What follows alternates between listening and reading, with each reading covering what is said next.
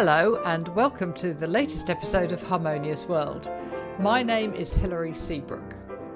This podcast is inspired by a quote that I heard during lockdown from Quincy Jones. And it goes something like, imagine what a harmonious world it would be if everyone shared a little of what they are good at. Quincy Jones was a really special musician, but also human being. Incredibly inspiring. So I'm taking that inspiration, and here on Harmonious World I chat with musicians and those who have an interest in music to share what they are good at. And I've interviewed seasoned professionals and those starting out in their journey, and Grammy winners, Grammy nominees, all sorts of award winners. Alongside Harmonious World, there are album reviews and gig reviews that you can read currently on my blog site, but coming fairly soon is a website that I hope to be able to announce in the coming weeks. But I do just want to take a moment to thank everybody who supports Harmonious World. It's a great thing to be able to support independent podcasts. You know, I'm always going to be ad-free. I'm always going to be independent. And that's the way I like it. And I think you get a very different conversation because of that, because I don't have anybody else telling me what questions to ask. For this episode of Harmonious World, I chatted in person with pianist, organist and composer Iain Farrington, who happens to live in my hometown. And as we discovered when we were chatting, there are lots and lots of musicians who live and work in and around Hitchin. So there will probably be more of these coming up. But Iain is a fascinating guy, and it was really good to chat with him. What you're listening to now is Saturday in the Park with Elgar, which is a fabulous composition of his. And I hope you enjoy listening to our conversation.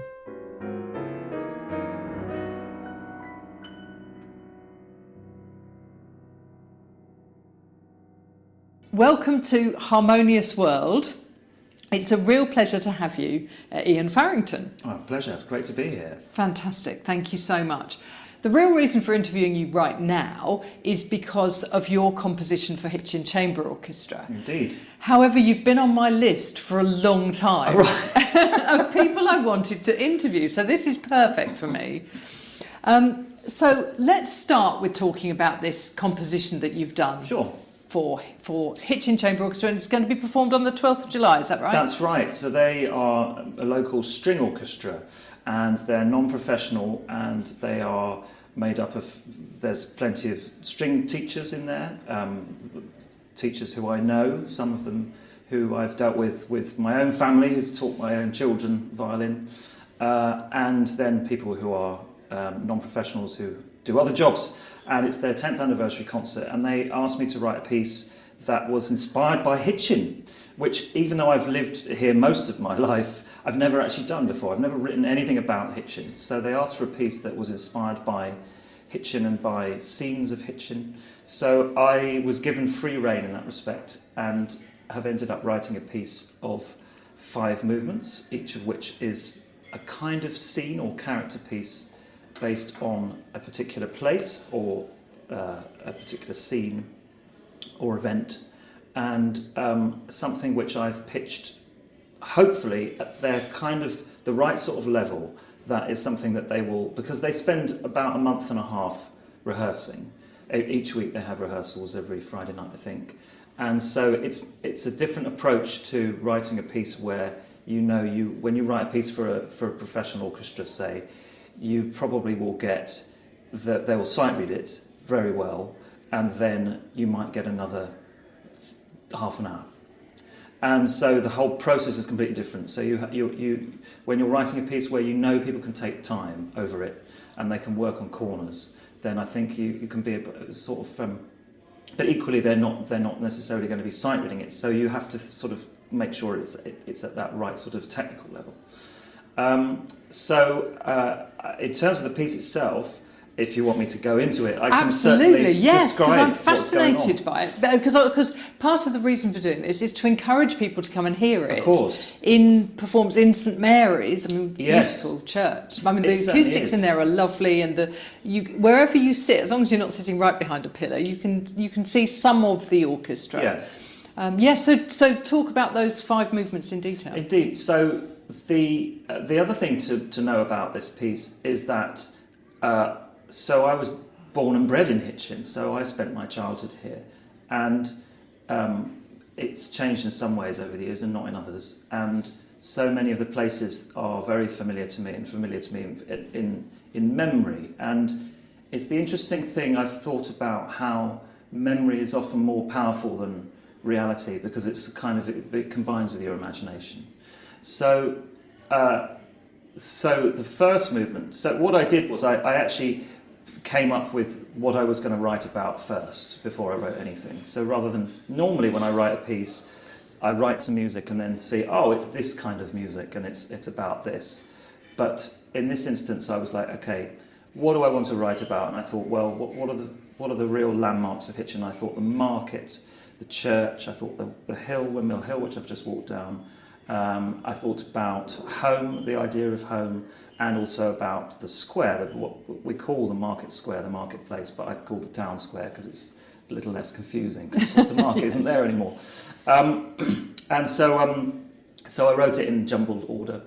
But essentially, first movement is called Saturday Market, and is the life and soul of the town on a Saturday morning. And that is, I think, much the same as it's been for a very long time, for centuries, in fact. It's the real kind of beating heart of the town, as it is for many towns in this country and in Europe, the idea of market and the hustle and bustle of a marketplace. So it's music that's very joyous and very lively, very active, and there's discord and tension as well, because markets are places that there's always been, sometimes there's trouble, so there's a bit of that, but not much in this particular movement. So Saturday Market is it's also my memory of going to the market with my mum. We used to go to the market every Saturday morning, where we did her shopping when I was growing up. So that was what I mean about memory, is that my memory of it was it being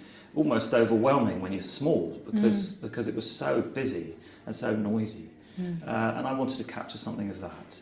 So Saturday Market, and then the second movement is called The Font of St Mary's, which is very specific. Yes. And this is, again, coming back to childhood, perhaps in a way.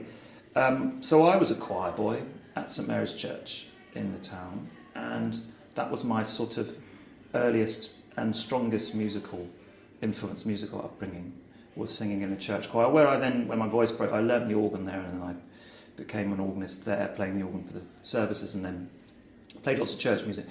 But at the back of the church, I'm sure you know, there's this amazing font, which is from probably the 15th century, if not earlier, and is a beautiful carved stone object, which is still used, and amazing to think. I wasn't baptised there, but it's amazing to think people are still baptised 700 years on, 600 years on. And the thing about the font that's so incredible, and I remember this right back from walking at the same height of the carved figures on the font, is that, of course, they were all vandalised. They all had their heads chopped off by the Puritan army in sometime around the 1640s. And this always fascinated me, because this was an object that we still use, but still had never been fixed. It had never been patched up. And we would watch it, and I was walking past, because when you walked in as the choir, you walked in from the back past the font. So I was doing that all the time, and I was always fascinated by this. So I thought, well, this to me is something of amazing historical, not importance, but it's something that's very striking, and it's one of the marks of the town and the way that the town has been shaped by English history.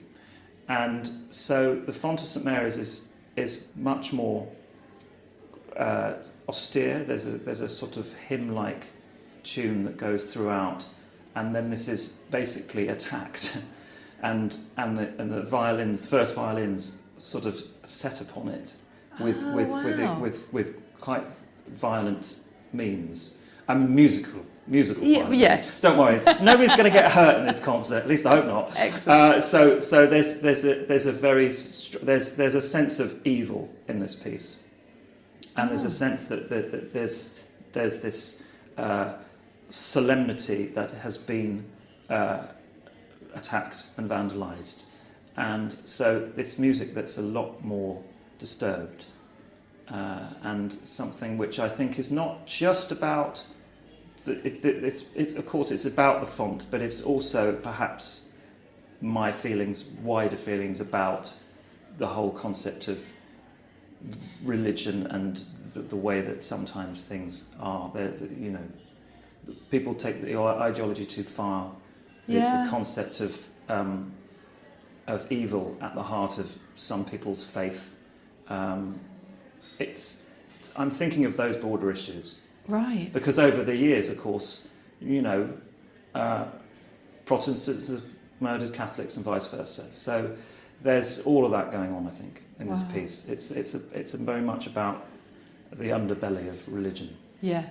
And it's sort of symbolised by this particular object in the church, which was minding its own business in the 1640s, and then got hacked to bits. Yeah. And I think that's amazing. So that's the second movement. Third movement is called Sledging on Windmill Hill. And Sledging on Windmill Hill, which is something I must admit I've never done, but I know many who have, and I've seen it, and of course I walked to and from, because I live up the hill. I walked up and down the hill every day when I went to school at Hitchin Boys' School, and so it's a familiar sight, and it's a very much a piece that's full of virtuosity and descending scales and also the odd accident. Well, that's right, because it's quite famous for. Indeed, we all know is. Somebody who's broken a leg by doing that. I'm afraid so. My brother lost a couple of teeth one night. Yeah. Yes. They have subsequently been replaced, but yeah, he did. So there's a couple of accidents. Yeah, brilliant. Yeah. So that's a kind of middle scherzo movement. And the fourth movement is called Farewell Old Home, and Farewell Old Home is about leaving home, and it's a regretful, sad, much more melancholic, almost like it's an adagio, and it's something about in the past and in the future, about when you leave home and you leave with lots of positive memories, but also sadness. So it's a real kind of that's the emotional heart of it.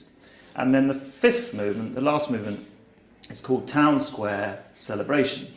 And when I was growing up, of course, the town square, what we call the marketplace, the town square, was a car park. But thankfully, they redid it when I was a teenager, and it's now a tremendous meeting area in the town, and has been used brilliantly ever since for gatherings, for get-togethers and for parties, and quite regularly it's used in that respect. So it's basically a party piece. Lovely. And it's fun and it's jazzy, as a lot of my music is often quite upbeat and jazzy, and so is this, and it doesn't just involve playing, but it involves a bit of clapping and stamping. Nice, very good. It sounds like and it's about 18 minutes long, something like that. 18 to 20 minutes. They originally asked me for something like, they were a bit tentative. It was like, could you write us a little piece? And then I got very into it and ended up writing about 18 minutes of music. Fantastic. I really can't wait. Obviously, I shall be there, and excellent. I cannot wait for that, because it's lovely, because it's your music, but also it's performed by people who live in the town. Most of them are, Hitchin people. They live and work in the town, and to have a celebration of who we are and everything is a wonderful thing. Yeah. So I can't wait for that. That's very exciting. And what is it called? And it's called Talk of the Town. Oh, very good. Because it's about the town, it's talk of the town, and I like titles that have play on words. Yeah. Because it's as one of the players, when they sent me when I sent them the music, and they replied to me and said, because I sent them an audio recording of it as well, for electronic recording, so they could hear, and they said, oh, we're really looking forward to this, and it's definitely going to be the talk of the town, something that is hopefully talked about, but something that's also about specifically the town. Yeah, fantastic. And not just about Hitchin Town, because I didn't want it to be called Sketches of Hitchin, because I thought, actually, a lot of us have been to many, many places that are similar, and Great Britain and as I say, Europe is full of similar towns, market towns, that have churches at the heart of them, that have striking buildings, striking architecture. And in a way, it's perhaps possibly the most English thing I've written in that sense. Right. But I think also, if you think European-wide, COVID-19 and the terrible things that came out of that, one of the good things that came out of it is this whole idea of outdoor eating, outdoor gathering, and that's in fact what the square is becoming now more and more, is sort of semi-permanent restaurants and cafes, with tables and people sitting around. There could be 20, 30, 100 people sitting around at tables. It's a really lovely thing, and I think you're right. I think those sort of things, markets, town squares, hills, and and churches, they're all things that make up a lot of towns. But that having been said, don't get the impression that it's going to sound like some sort of pastoral Vaughan Williams, because it really doesn't. Okay. It might because I'm sort of going on those similar sort of themes. It's not some kind of bit of folky niceties. Well, actually, it's 100 years later as well, isn't it? Yeah. You're building on what Vaughan Williams did at the start of the 20th century. Now. So. But stylistically, it's not that at all. Good, so. Excellent. Okay, well, I look forward to hearing it. So there's lots of other things I want to talk to you about, because you've done some incredible stuff. Now, did you write or did you arrange the music for Planet Earth 3 live?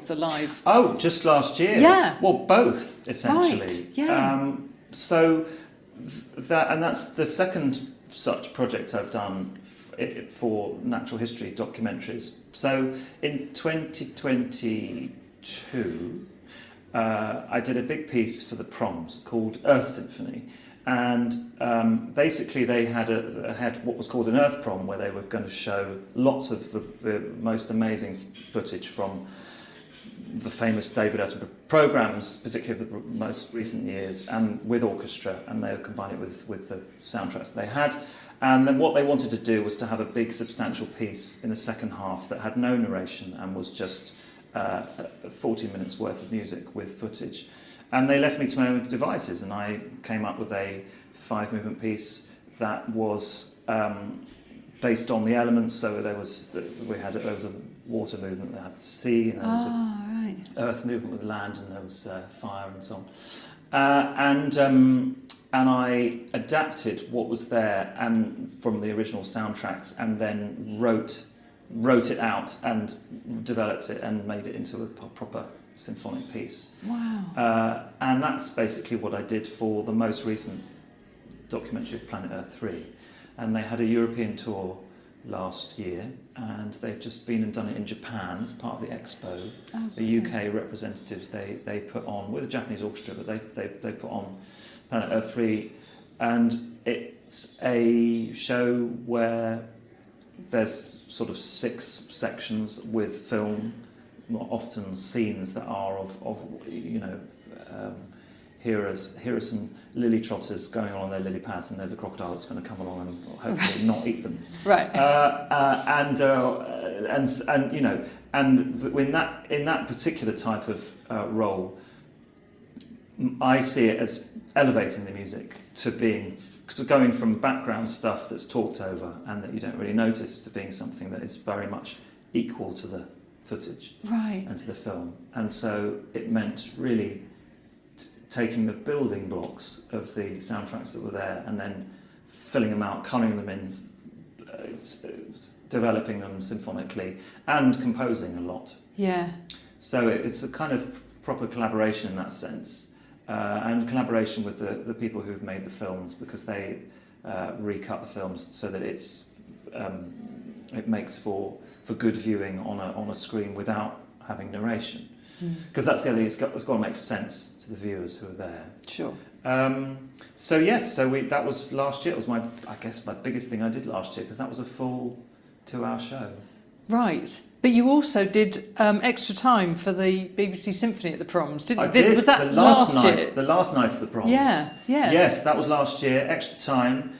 They rang me during the season, during the Prom season, wow, and said, we've just had a thought that there's been all this sport going on in the summer, and we've just had the World Cup and the Olympics, and we've there's loads of sport going on, loads of sport still to come, and we've got an idea of trying to celebrate that at the beginning of the second half, which of course the second half is the one on BBC One 9 o'clock, so it's real prime time viewing. Yeah. And they said, we want something that's going to hook the viewer, and it's going to have things that people recognise. So can you take some famous sports themes from the BBC programmes and mix them up and turn it into a orchestral 5-minute party piece?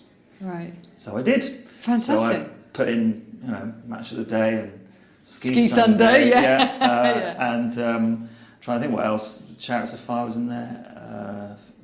The theme from London Marathon. And the tennis. And I had the view that, I remember that I had all these ideas just came at once, like after they rang me. Right.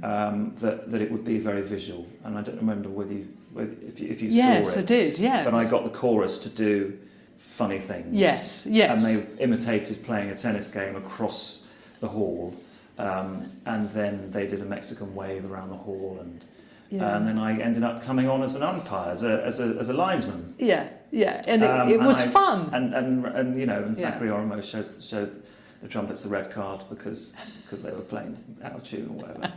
So it was a lot of fun. Yeah, it was a real fun thing to do, and I wasn't expecting to be in it, but they actually asked me to be in it. But actually come on. Yes. At the end, which was really sweet. So that was a lot of fun. Yeah.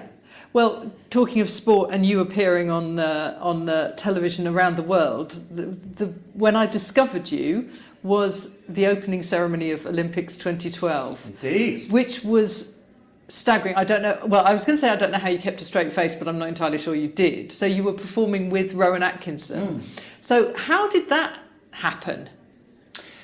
So it came about because at that time I was doing a certain amount of work with the London Symphony Orchestra as a keyboard player, and I did some recordings with them and played the organ in various concerts and things.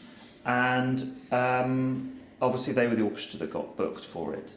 And then the arranger of the piece of Chariots of Fire, Howard Goodall, I was working with him on another project at the same time.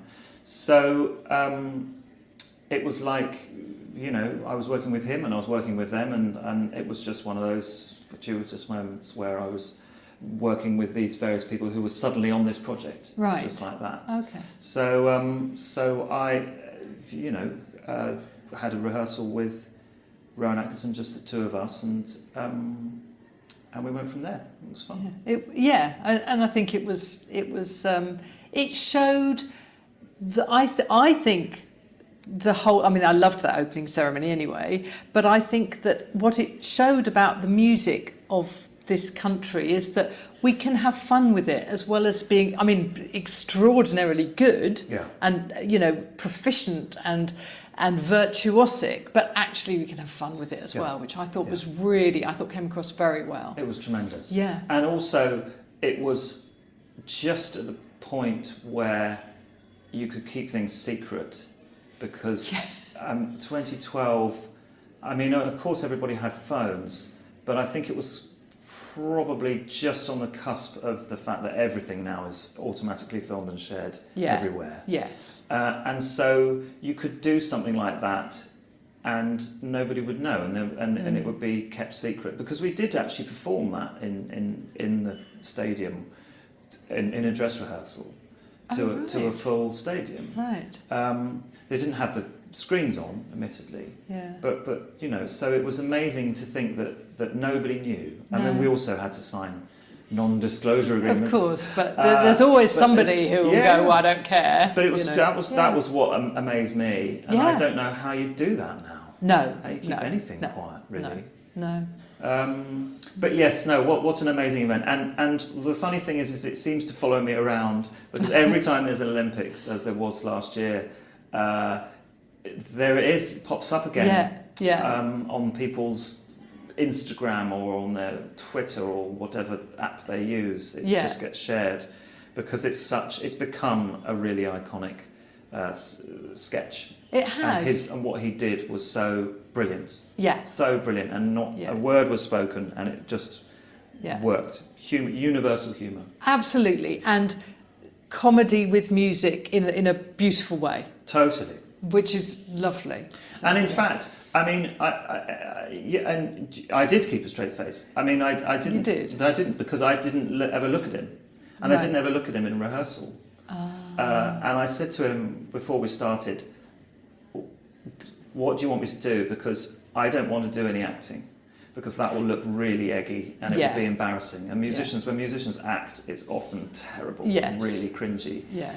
And he said, "Play it absolutely straight. Ignore me. Just forget what I'm doing and just play it as though you're in the orchestra and I'm just not here." Yeah. And that's what I did from the moment we rehearsed, and didn't see what he did until I got home and watched it on playback.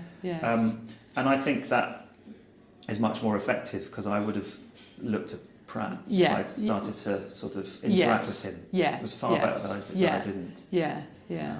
Although I do remember, I think at one point he blows his nose or something and throws a tissue at me. And I remember in the rehearsal being baffled by that and picking it up and giving it back to him and saying, "I think you dropped this." It's amazing to think. That's now 13 years on. And yet it's become part of our sort of national cultural heritage. Absolutely, yes. Well, I was going through kind of some of the stuff that you've done, and you have, as a pianist and an organist, and as a composer, you've really kind of developed your style sort of relatively young in life. You know, you've kind of your the list of orchestras for whom you have written and with whom you work is really staggering in Britain, and yet it feels like you're very part of Hitchin as well, which is really nice for me, because obviously this is my hometown. Well, it's also it's full circle, because I have a family here, and so, you know, when your own children are going to the same places that you did, you feel a connection. And it wasn't intentional. It wasn't like, I'm going to go and move back to Hitchin. It was actually just one of those things. Well, where's a good place to live that's going to work for everybody's jobs? And it just sort of that just sort of, it turned out that way. And as we know, it's a wonderful place.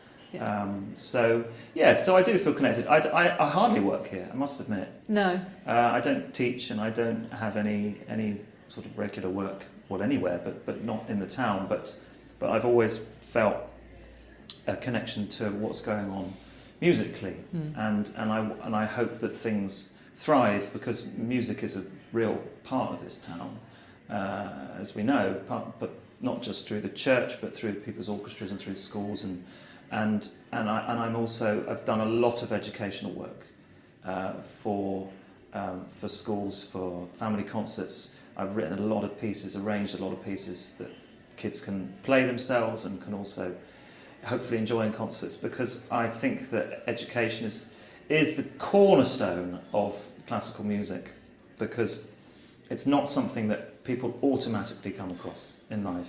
It's not ubiquitous like pop music. It's not played in every street corner, in every restaurant, in every bar. It's something that you do have to sort of discover or have introduced to you and that education is a crucial part of that, and it's not guaranteed. No. As we know, and so it's very important. Somebody who doesn't teach, that to me that I have a connection, constant connection with an educational aspect to music, and a connection with people who aren't professional musicians and who aren't, in the business. It's very easy to become part of this business and never look beyond it. Yes, and I think I think the other thing is that it's almost like you have to learn classical music and you have to learn the basics of everything, even if you go off and you be a jazzer or a rock, whatever, because I think that there's enough evidence that it all comes down to, those 12 notes and the way that they are written so that other people can perform them, and all of those sort of the theory and the structure of the basics of classical music, and then you can take it wherever you like. Yeah. And I think that's a really important thing. I assume you're aware of Ezra Collective, because they're huge about this. Yeah. About saying, we need to be, because you look at those guys, without music, where would they be? What would they be doing? You can't imagine. And somewhere at some point there's been a music department in a school or in a local authority, or great things like Tomorrow's Warriors and those sort of things, which are sort of developing it. The National Youth Jazz Orchestra is now much more about education. It used to just be about you turn up on a Saturday morning and play, and now it's much more about taking everything into schools and into local communities and that sort of thing, and it is really so important. And I say this also, it's something that still bugs me, and it certainly bugged me when I was starting out, is that I was quite naive as a teenager, because I didn't know anything about the business. I didn't know about what it was about music and the way the music was set up. And Hitchin Boys' School is although it's a state school, it's a very high performing state school with a great grammar school tradition behind it. So it's sort of the best of both worlds.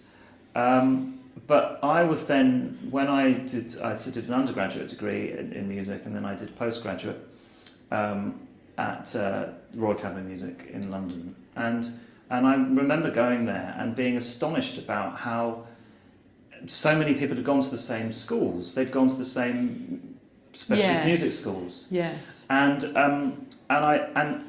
this gave them such a head start, because they immediately sort of were getting work, because they all were at school together, and they still do give each other work. Yeah.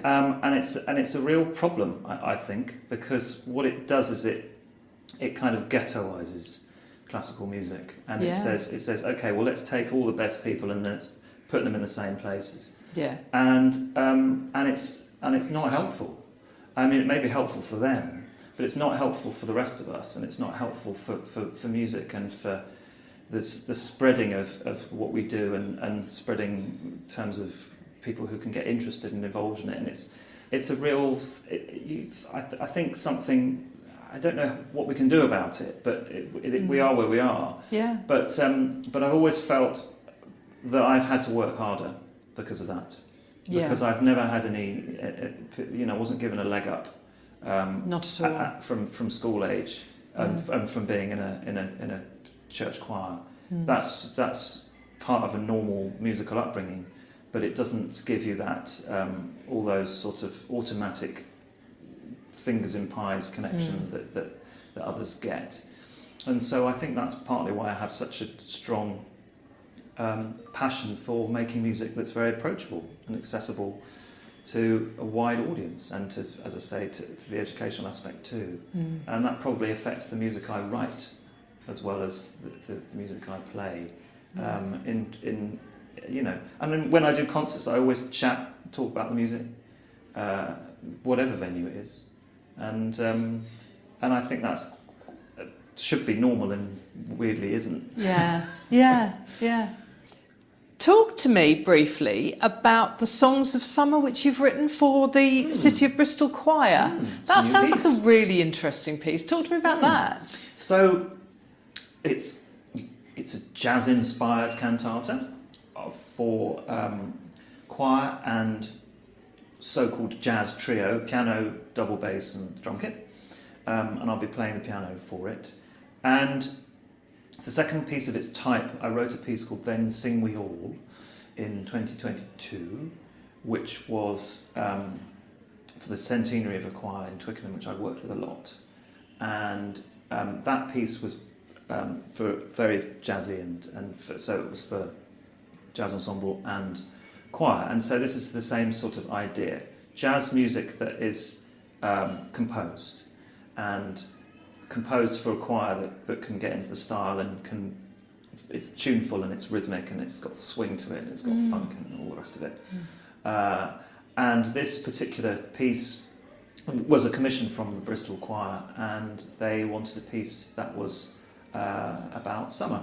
So these are settings of poems, old poems, Tennyson, Christina Rossetti, Mark Twain, Walt Whitman, that are all summer related. And so there's the whole mix of what it is about summer. So summer is coming. The first poem is about summer is on its way, and then there's Good Morning Sun. It's the joy of sunshine. Right. Then there's another market piece, Christina Rossetti's Goblin Market, which is about summer fruits. So it's called Summer Fruit Market, and it's all the description of all these amazing fruits that we can buy in the summer and the market, and the singers have to whistle, sort of do market whistle calls.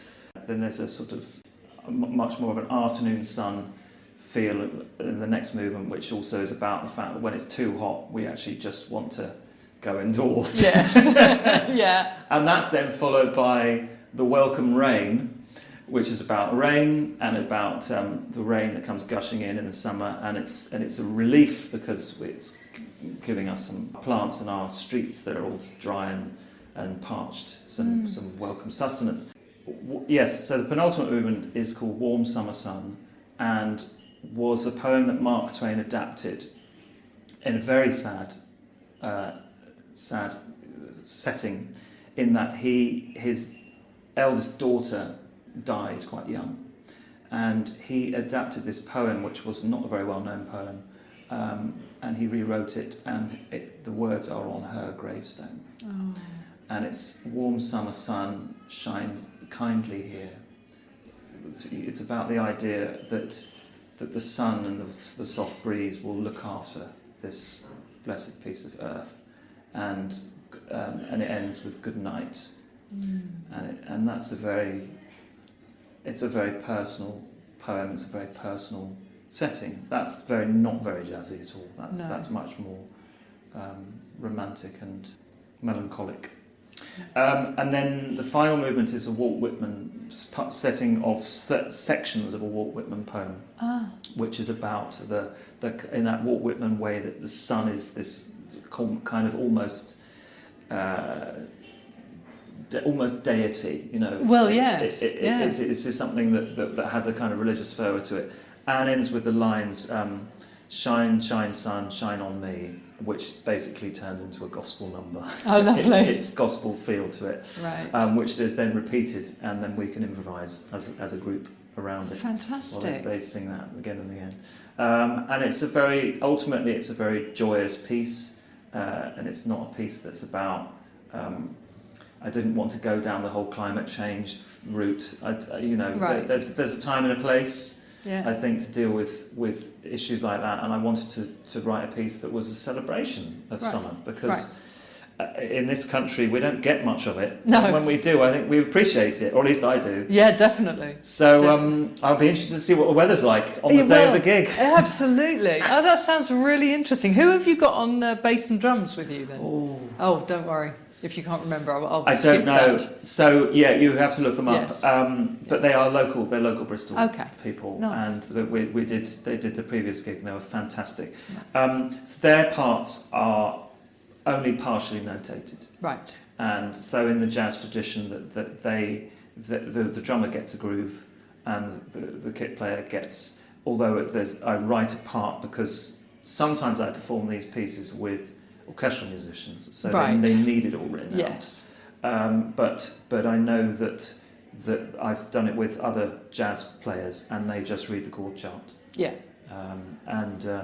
Which I always think is amazing. Yeah, because you of course were responsible for a lot of the music, arranging it and everything for the coronation.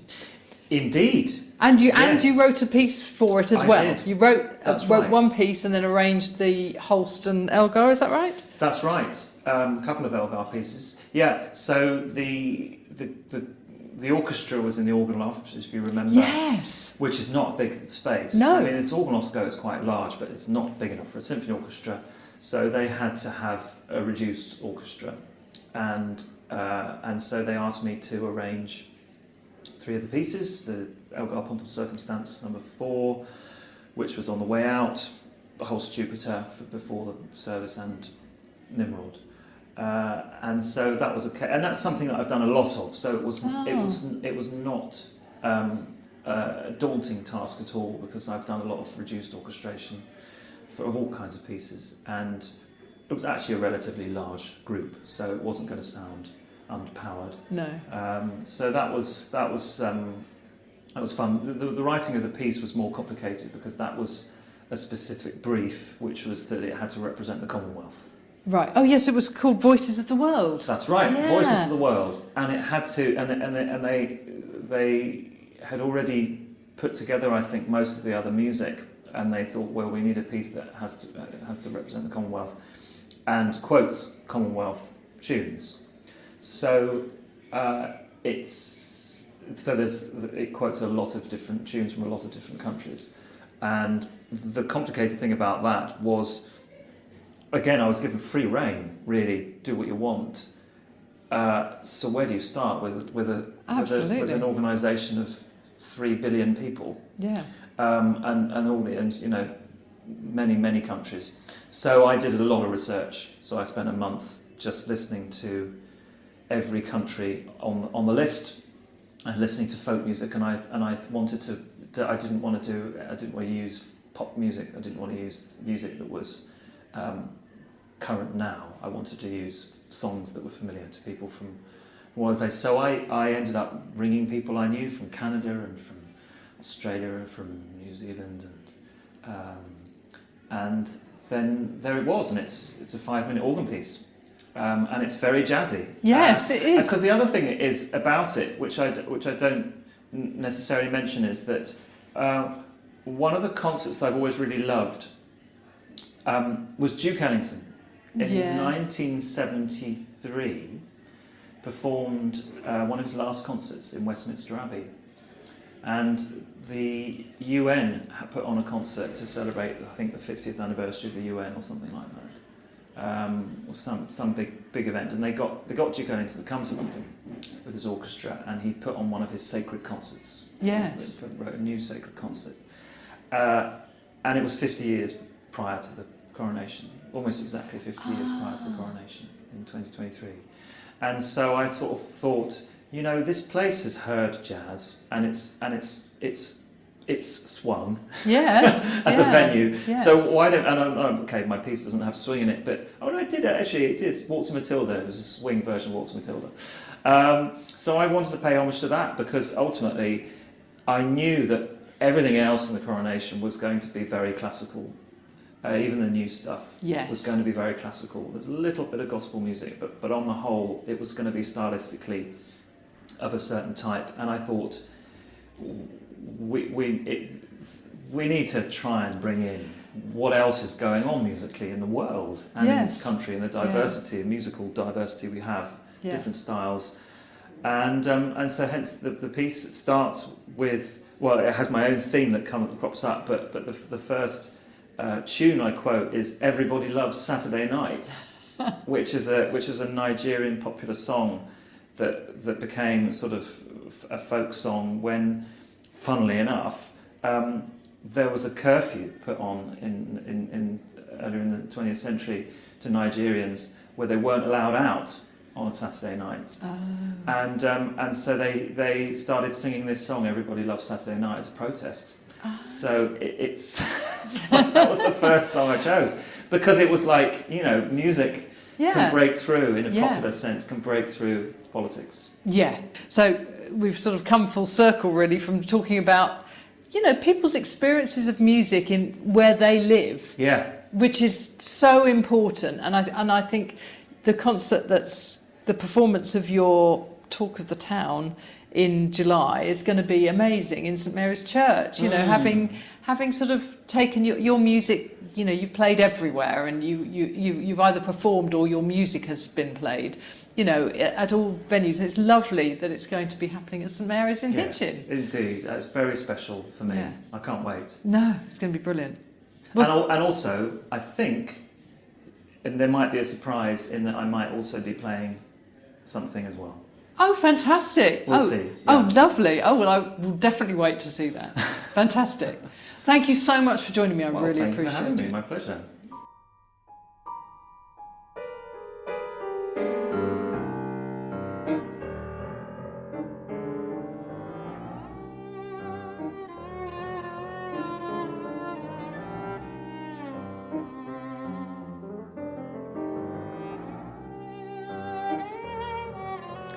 I hope you enjoyed listening to that conversation with Iain Farrington.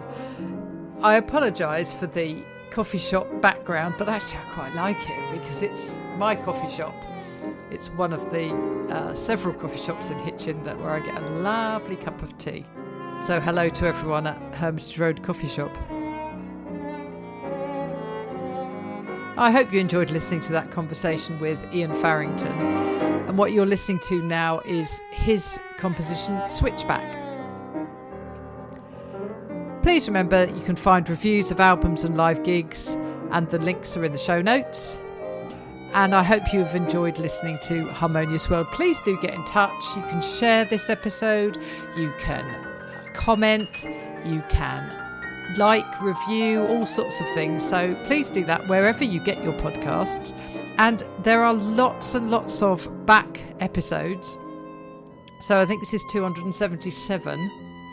So there's a lot of other ones to listen to. Please do take a look and see who else you might enjoy listening to a conversation with. So until the next episode, I really hope you have a very, very good week and enjoy listening to a little bit more of Iain Farrington.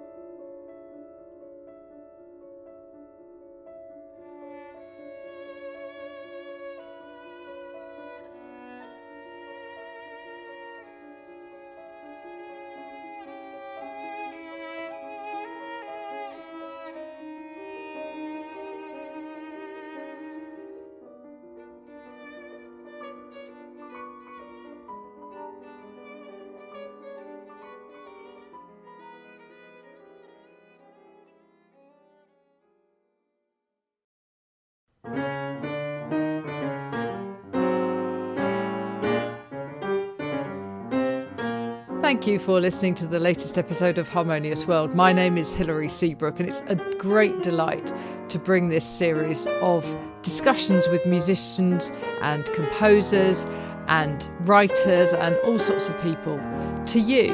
Obviously, there's no point in having a podcast if people aren't listening, and I'm very grateful to my listeners for doing so. Thanks also to Joe English for composing and performing this new theme tune. So wherever you get your podcast, you can leave a review. You can share this with your friends and family, either as a link or on social media and that sort of thing. I'd be really grateful for that. Don't forget that you can subscribe now. There's a link wherever you get your podcasts. So have a great week, and please remember why I started this, which is just to try and make the world a little more harmonious. Thanks for listening to Harmonious World.